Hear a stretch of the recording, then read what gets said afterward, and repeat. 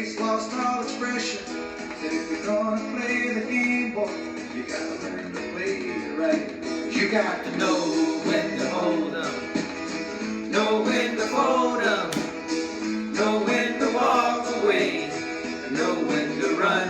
You never count your money when you're sitting at the table. There'll be time enough. I didn't see you there. We're just playing some card games. Yep. If you're wondering what this is called a record player. And you see, why do you think they called it a record player? Anybody? Anybody? Because it takes a record. And these records used to come in these sleeves like this. This is Kenny Rogers' greatest hits. And you were just listening to The Gambler. And it slides right in. And then, take it out. And you place it here. And then, there's a needle here. First you turn it on, there's a needle here. And you can see as soon as I lift this up, and I start putting it over, see it's starting to spin? There's a little needle right here. It's kind of hard to see, it's a little needle. And when I place that down on the record, it starts to play music. Know when to fold 'em, know when to walk away. Now it's not just this record, we can play all kinds of records, any record. And this is what they would call vinyl. And this is a lot different. You can see we have records, but nowadays we have the phones. We can just play music straight from our phones. Before that we had CDs. The 80s remembered. And these CDs, you can see the size difference. It almost fits right in the middle of it. And you might be thinking, why are these records so large and these are so small? How did they get it to fit in such a small package? Well, that all goes to these little grooves, and these are really hard to see, but if you look closely, we'll see if we can get a shot of it. There's little grooves. Each one of these grooves means there's a different song. So, for example, when I put the needle down out here, guess what? I'm playing the first song on the record. And the record spins clockwise. It spins to the right. So, well, you may be used to this. For over 100 years, people used records. And the reason why they used records was because that was the only piece of technology that they had to record on. And people were actually really thankful to have this, because before records, there was really no way of somebody recording something. So that's why, like Abraham Lincoln giving his Gettysburg Address, well, that would be awesome if we had a recording of that, right? But we didn't have any recording devices until 1877, when Thomas Edison invented the phonograph. And they had a big tube that was connected, and they would have the people sing into the tube, and it would make vibrations, and those vibrations would make little grooves on wax paper. And that was the beginning of records, CDs, and MP3s, and tapes as well. Can't forget about the tapes. So here's the thing, if you're wondering how this works, the needle sits inside these grooves and it plays right at one after the other. There's no button that says, you can't click a button and it goes to the next song automatically. You can't say, oh, let me listen to number 3, and you type in on a button somewhere number 3. This is all analog. Analog and this are digital. Okay? Analog uses sound waves, These use, just like your computers that you have, these use zeros and ones to make music. These use sound waves.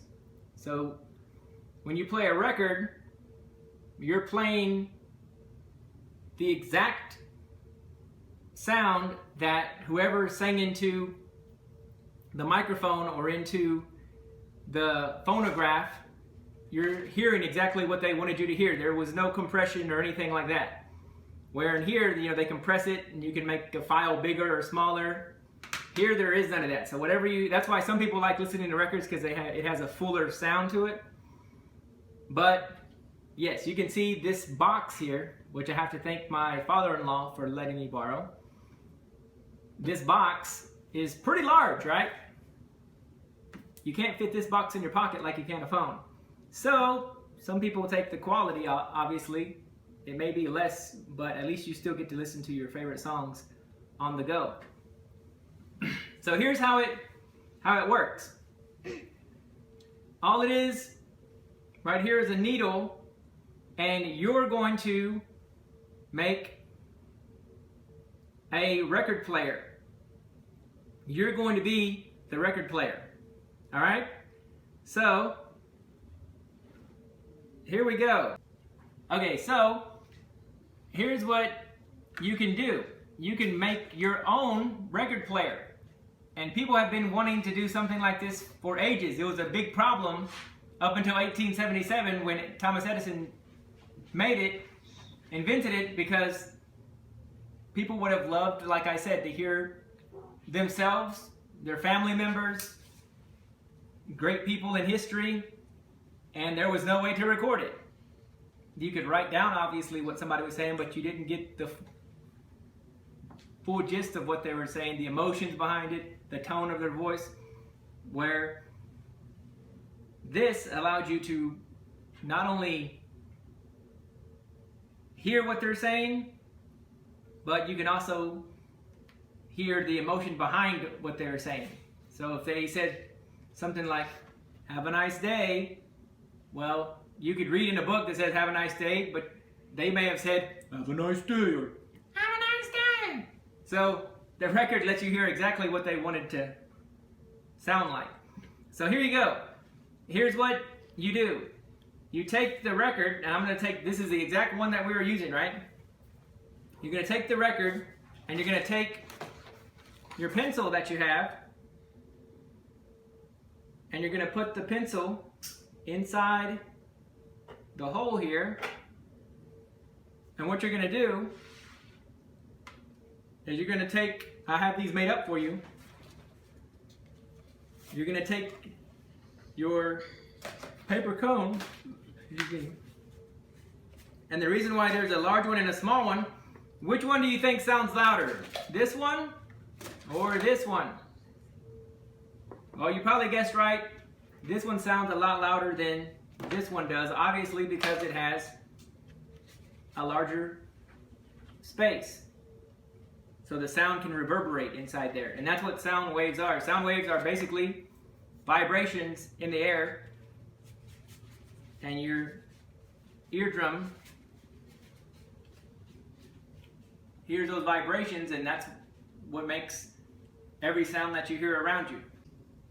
Okay, so you start to spin it, and it's kind of wobbly. You want to try to get it straight, but it's all right. You don't want to spin it too fast. And then you lay the needle down, and if you get close enough, all right, so you take it and you start to spin, and you don't want to go too fast, and then you just lay the needle down.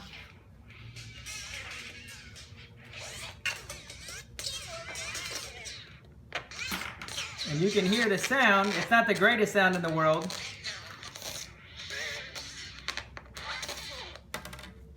But you can hear the sound.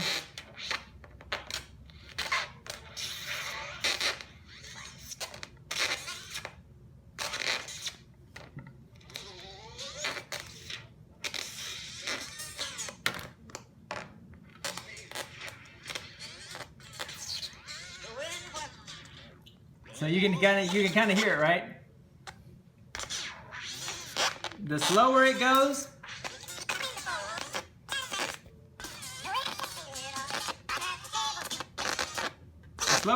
the slower obviously the sound goes. The faster it goes, it starts to sound like chipmunks.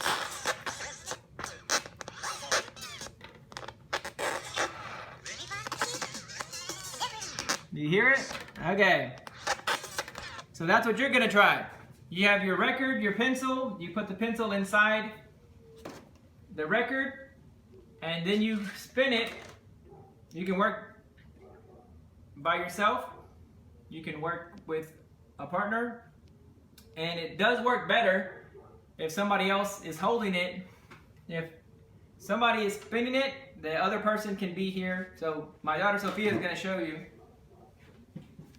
Remember, you're going to spin clockwise. So if she's spinning it, or if I spin it, she can put the needle down, or if she spins it, I can put the needle down. So here we go. So can you spin this for me, please? So she's spinning it. We can both hang.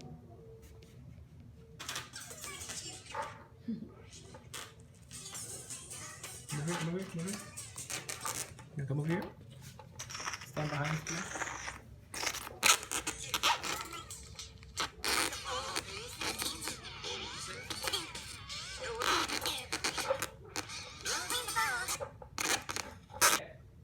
You can also do this. Here's a little tip. Here's a little thing you can try. So you can put this. Take a power tool, put it here, and then you can spin it like this.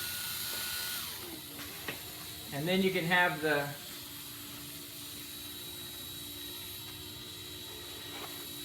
needle on it.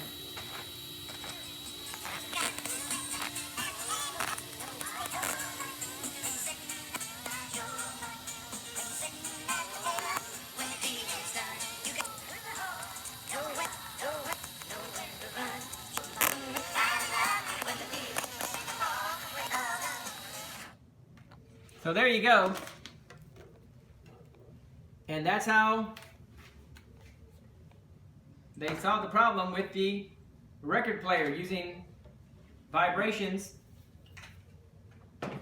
and sound waves.